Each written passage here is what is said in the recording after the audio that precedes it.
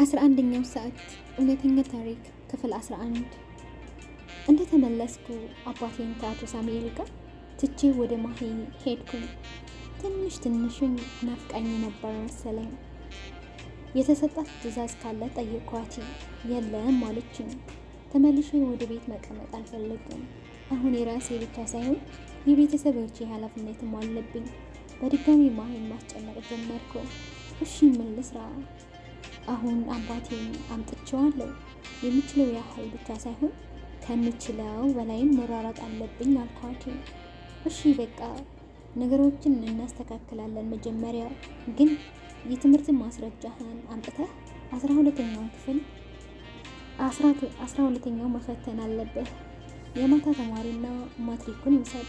ከዛ በኋላ ህጋዊ መንጃ ፍቃድ አውጥተህ ሹፌር መሆን ትችላለህ። ጎን ለጎንም ሌሎች አጫጭር ኮርሶችን ትማራለህ አለችኝ። በሀሳቧ ተስማምቼ በባዶ እጄ እያንጨበጨብኩ ወደ ቤት ተመለስኩኝ። እናቴ ደውላ አባቴ ስለሌለ ቤቱ ጭር እንዳለ እሷና እህቴ እንደደበራቸው ምናምን ነገረችኝ። የተወሰነ አውርተን ስልኩ ተዘጋ። አባቴና አቶ ሳሙኤል ከላይ ቁጭ ብለው የሰፈሩን እንቅስቃሴ እያዩ ከአጠገባቸው ቆንጆ ቡና አስፈልተው ልክ እንደ ረጅም ዓመት ጓደኛ የልባቸውን ያወራሉ። ሳያቸው ደስ አለኝ። አባቴም በክብር ቁጭ ብለው የልቡን ሲያወራ ሳየው ምን ያህል አዳማጭ አጥቶ እንደነበረ ተረዳሁኝ። ድጋሜ ተመልሼ ከቤት ወጣው። መቀመጥ ስቀመጥ ያቅበዘብዘኝ ጀመረ።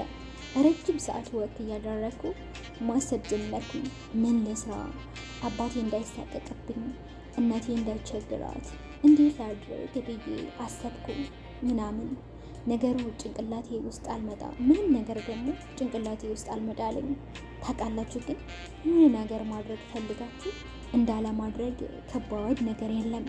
በፊት የምር የሰው ልጅ እንዴት ገንዘብ ይቸገራል? ሰነፍ ስለሆነ ካልሆነ በቀር ስራ ሰራ አድርጎ አይቀየርም እንዲህ እል ነበረ። በቦታው ላይ ሲሆን ግን ልክ እንደዛ አይደለም። መስራት መቀየር ፈልገንም ነገሮች ፊታቸውን ካዞሩብን ይከብዳል ለካ። ሰውነቴ እስኪዝል ተራመድኩኝ። ወደ ቤት ገብቼ ጠቅልል ብዬ ተኛው። አባቴ በጠዋቱ ቀስቅሶኝ ተነሳ። ቤተክርስቲያን ደርሰን እንምጣ ብሎኝ ተያይዘን ወደ ቤተክርስቲያን ሄድን። ሁለታችንም የልባችንን ከጸለይን በኋላ ውጪ ቁርስ ልጋብዝህ እፈልጋለሁ። ኪሴ እጄ ወደ ኪሴ ሳስገባ 200 ብር ብቻ ነበረ የነበረኝ። አሁን ለአባቴ ቁርስ ቤት አብዘው በዛ ሻይ ወይ ቡና ብንጠጣ፣ ከሰዓት ደግሞ ከማሄ ጋር መሄድ ብፈልግ ምን እሄዳለሁ? ግራ ገባኝ። እያመነታው ማሄ ደወለች። ዛሬ ብዙ ኦርደር ስላለ ናና አብረንና እናደርሳለን። ቤት ነኝ። ቁርስ ሰርቼ እየጠበቅኳችሁ ነው አለችኝ። ፈጣሪን እንዴት እንዳመሰገንኩት እሱ ብቻ ያውቃል። ቤት ከሄድን በኋላ ቁርሳችንን ተያልተን እኔና ማሂ በሷ መኪና ወደ ስራ ቦታ ስንሄድ አቶ ሳሙኤል ደግሞ ከአባቴ ጋር ስራ ቦታ ሄዱ። የማያዩትን ነገር እንዳለ ነግረውን እነሱም ሄዱ። ማሂ ስራ ቦታ ስንደርስ ምንም ልክ አልነበረችም። የተፈጠረ ነገር ካለ ብዬ ደጋግሜ ጠይቂያት ዝም አለችኝ። እቃዎችን አድርሼ እንድመጣ ሰጠችኝና ቁጭ አለች። ለመሄድ ከወጣው በኋላ ተመልሼ ገባሁኝና ምን እንደሆነች ካልነገርሽኝ አልሄድም አልኳት። ማታ እረት ትጋብዘኛለህ ወይ? ጋብዝሃለሁ፣ ይዘን እናወራለን ሄድ አለችኝ። እሺ ብያት ወጣሁኝ። ብዙ ኦርደር ስለነበረኝ እስከ 11 ሰዓት ድረስ አቆይተኝ ነበረ። የዛን ቀን 5000 ብር ሰራሁኝ። በጣም ደስ እያለኝ ማሂ ጋር ሄድኩኝ። እስከ 1 ሰዓት ምናምን ሱቅ ቁጭ አለን። እራት ልንበላ ወጣን። ምን እንደተፈጠረ ጠየኳት። ፊቷን ድብዝዝ አድርጋ ምንም በህይወቴ ደስተኛ ልሆን አልቻልኩም። ከባሌ ጋር እንኳን መስማማት ከበደኝ። ከባድ ሆኖብኛል አለችኝ። ማለት አልገባኝም። ለምን አልኳት። በቃ ምንም የማደርግለት ነገር አያስደስተውም፣ እሱም የሚያደርግልኝ ነገር አያስደስተኝም። የቱ ጋር እንደተላለፍን አላውቅም፣ ግን ለምን አብረን እንደምንኖር ሁላ አላውቅም። በዚህ ሰዓት ስለምንወልዳቸው ልጆች ማሰብ ሲኖርብን እኔና እሱ ግን ማታ ለመተኛት ብቻ ነው የምንገናኘው። እስቲ ቆይ ካገባው ቀን ጀምሮ ከባሌ ጋር ስልክ ስናወራ ሰምተኸኝ ታውቃለህ? አታውቅም። በቃ ጠዋት እኔም ወደ ስራ እሱም ወደ ስራ፣ ማታ እሱም እኔም የግዴታ ቤት መገኘት ስላለብን እንገናኛለን። ምን እየተፈጠረ እንዳለው አላውቅም። ዛሬ ጠዋት እራሱ በምን እንደተጣላን ሳላውቅ ተኮራርፈን ነው ከቤት የወጣሁት። ለዛ ነው እናንተ ጋር መጥቼ ቁርስ የበላሁት አለችኝ።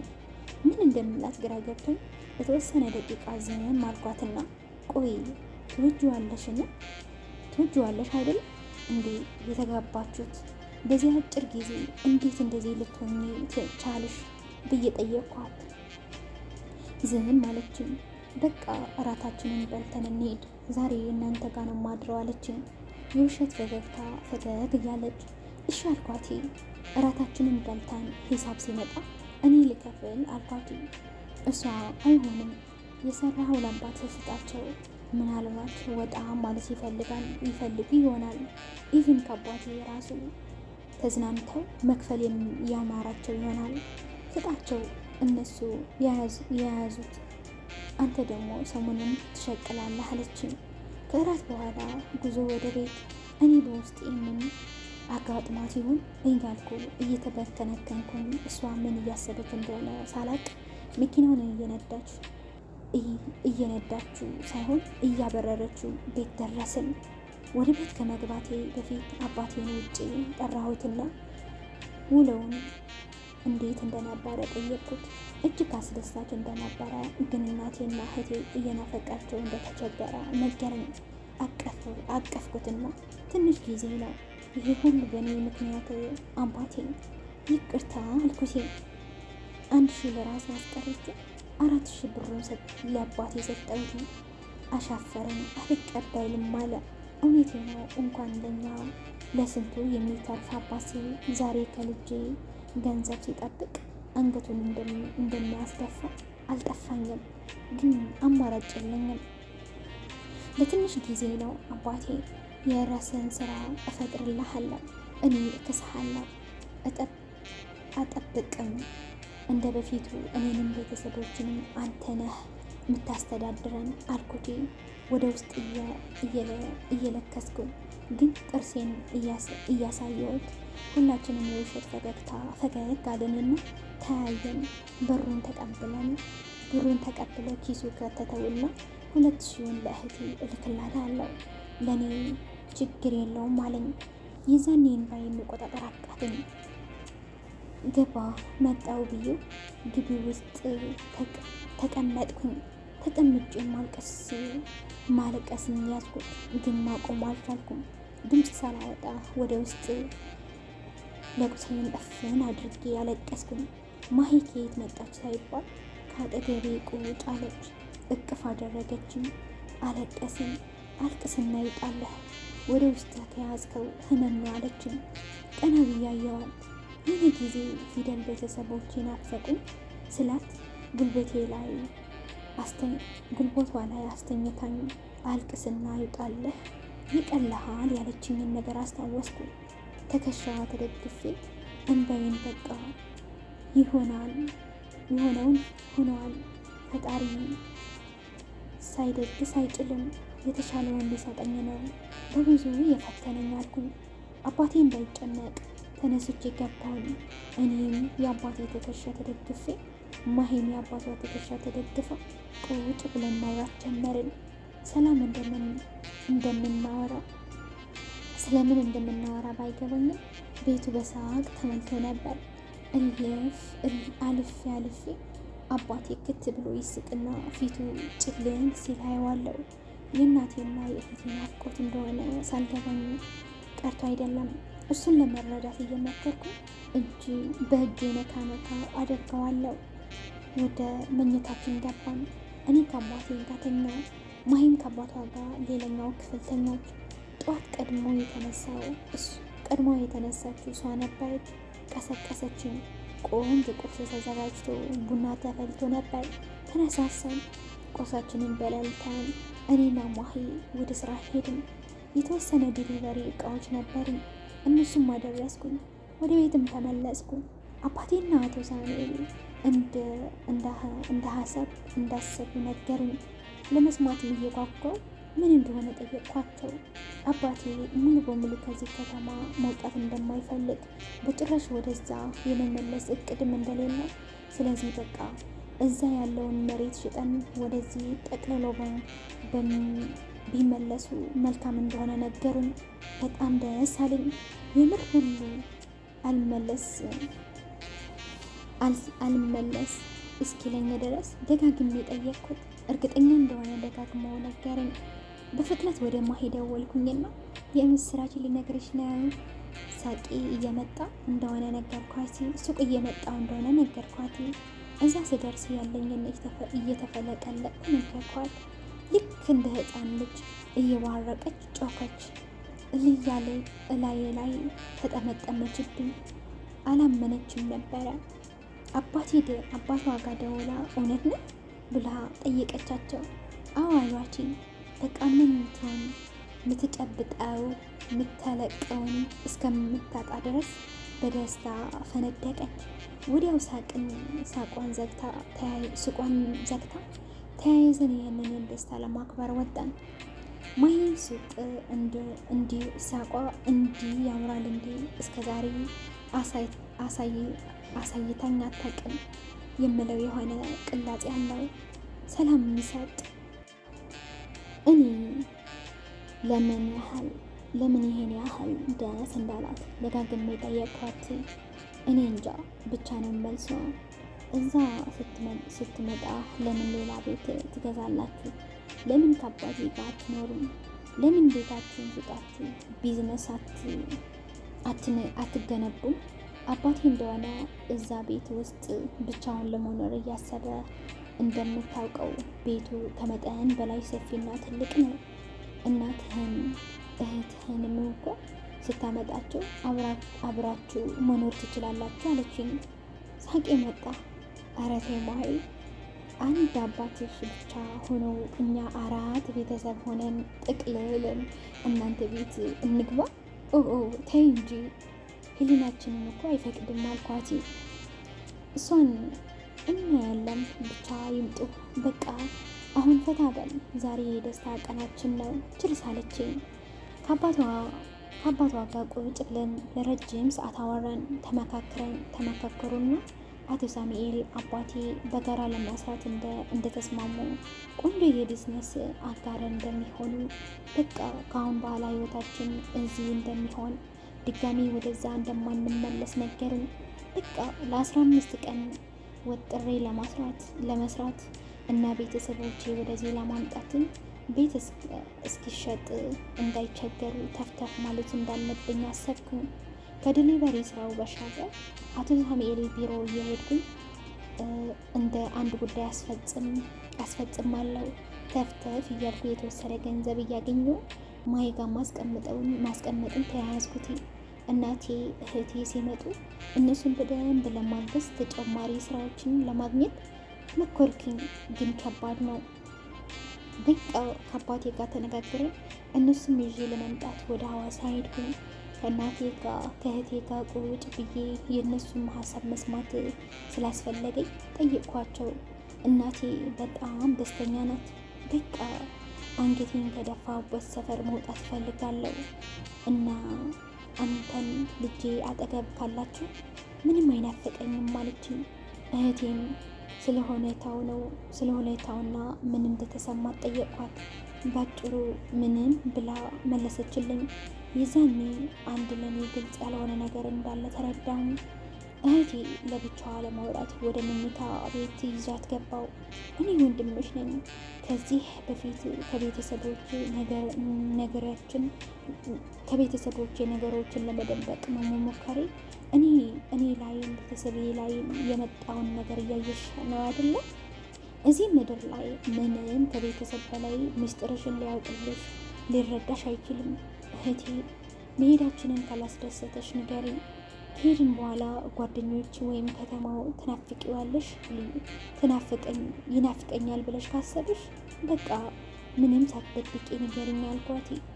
ትንሽ ካንጋራገረች በኋላ ምን መሰለ ወንድሜ፣ ከዚህ በመልቀቃችን ከኔ በላይ ደስ ያለው የለም እምልልሃለሁ። እናቴ ስትስቅ፣ አባቴ በሰው ፊት ቀና ብሎ ለመሄድ ሳያፍር ከማየት በላይ ለኔ ሞት የለም። ለዛም ለኔ ከዚህ መሄዳችን ትልቁ ደስታዬ ነው። ግን በቃ ማለት እኔ ጓደኛ አለኝ ማለት ፍቅረኛ አለኝ እና እሱን ትቼ መሄድ ነው ያስጨነቀኝ። ከዛ እዚህ ድረስ እንዴት ልንገናኝ ነው? ካልሆነ በቃ መለያየታችን ነው። እኔ ደግሞ መለያየቱን አልፈለግኩትም። ብታይ ወንድሜ እንዴት እንደማፈቅረው አለችኝ፣ አንገቷን እንደደፋች እኔን ቀና ብላ ለማየት እያፈረች። የምር ነው የደነገጥኩትም፣ የምሬን ነው የደነገጥኩት። ዝም ብዬ ያፈጠጥኩባት። እሷ እየተቆጣሁ መስሏት ነበረ። እኔ ግን በውስጤ እህቴ አድጋለች ማለት ነው እንዴ? ልጅ ከሚቀብጥ ቤተሰብ ላይ ከመላቀቅ አልፎ እኔ ለፊደል የተሰማኝን አይነት ስሜት ተሰማች ማለት ነው። እህቴ የምር አፍቅራለች። በቃ ከራሴ ጋር ብቻዬን ማውራት ጀመርኩኝ። ቀና ብላ አየችኝና ምን ነው ወንድሜ አስከፋህ አይደለም ንገረኝ አለችኝ። አይ እህቴ አላስከፋሽኝም፣ ግን የምር አድገሽ ነው ለዚህ የበቃሽው። ዝም ብዬ እያየኋት መሳቅ ጀመርኩኝ። ቆይ እህቴ ስታፈቅሪ ምንድነው የተሰማሽ? ልብሽ እሱን ስታይ ደስ ይለዋል? ልብሽ እሱን ስታይ ደስ ይለዋል ወይስ ምንድን ነው የሚሰማሽ አልኳት። ክት ብላ ሳቀችብኝ። አንተ ያመሃል እንዴ? ምን አይነት ጥያቄ ነው የምትጠይቀኝ? እኔ ሳይሆን ደስ ላይለኝ ነው? ሆ ብታይ ወንድሜ እንዴት እንደማፈቅረው እኔ እንጃ። ብቻ የሆነ ነገር ያስነካኝ ሁላ ነው የሚመስለኝ። እሱን ሳገኝ ዝም ብዬ መሳቅ መገልፈጥ ነው ስራዬ። አይቼ አልጠግበውም። አንተ እዚህ ባልነበርክበት ጊዜዎች እንደ ወንድሜ እንደ ፍቅረኛ የሆነ ከጎኔ ነበር። 5 ዓመት ሙሉ አብሮኝ ቆይቷል። የልጅነቴ ነው። ካወቅኩት ጀምሮ ጸባዩ ተቀይሮብኝ አያውቅም። አንድ ነው ባህሪው። ወንድ ልጅ ለማየት አይኑን ሲገልጥ መጀመሪያ ያየሁትን ወንድ እሱ ነው። ከሱ ወዲያ ሌላ ሰው መልመድና ማፍቀርም አልችልም አለችኝ። ደስ አለኝ። የተወራለትን ልጅ ለማየት ጓጓው። ማን ነው? እኔ አላውቀውም። የት ሰፈር ነው አልኳት። ታውቀዋለህ ኧረ አለችኝ። አይኔ እስኪወጣ እያፈጠጥኩባት ንገሪኝ ታዲያ ማን ነው? በእናትሽ የአባባ ልጅ ነው፣ የመጀመሪያ ልጁ ሚኪያስ አወቀው? እሱ እኮ ነው ትዝ አለኝ አለችኝ። ፊቴን ጨምደድ እያረኩ ያ አስፋልት ዳር ሱቅ ያላቸው ንፍጣሙ ልጅ እሱ ደግሞ ብሩካ ነገር አይደለ እንዴ? አንቺ ያትቀልጅ አልኳት ስቅጥጥ እያለኝ። እረ ወንድሜ እሱ ድሮ ነው።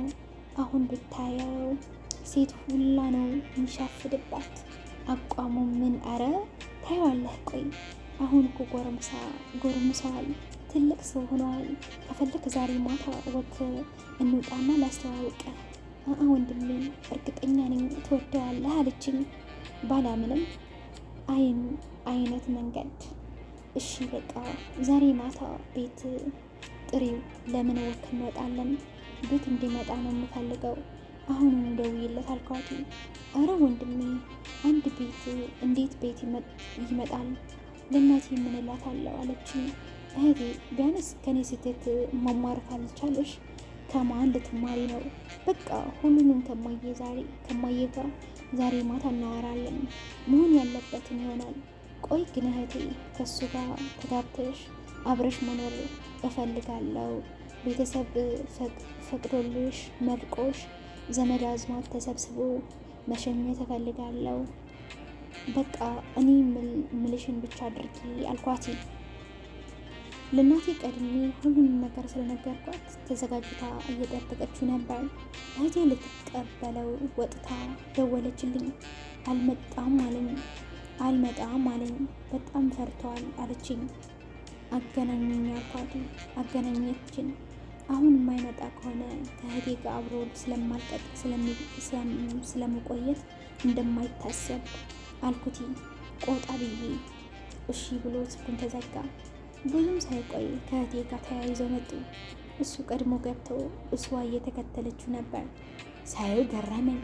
ሰውነቱ ገዝፎ ነዋል። ፀጉሩ እስኪገባ ግጥም ብሎ ተፈርዘዋል። ያጫኘችው መወጣጠሪያ የልብሱን ቲሸርቶች አጨናንቆታል። ግንባሩ አይቼ ወንዳ ወንድነቱ መገመት አይከብድም። ጺሙ በአግባብ ተስተካክሏል። አሳምሮታል።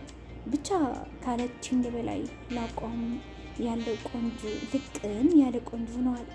ወደ ቤት ከመግባቱ በፊት ወጥቼ እንደ ጓደኛ ሰላም ብዬ ተቀበልኩት፣ አከበርኩት። ደስ ይላል።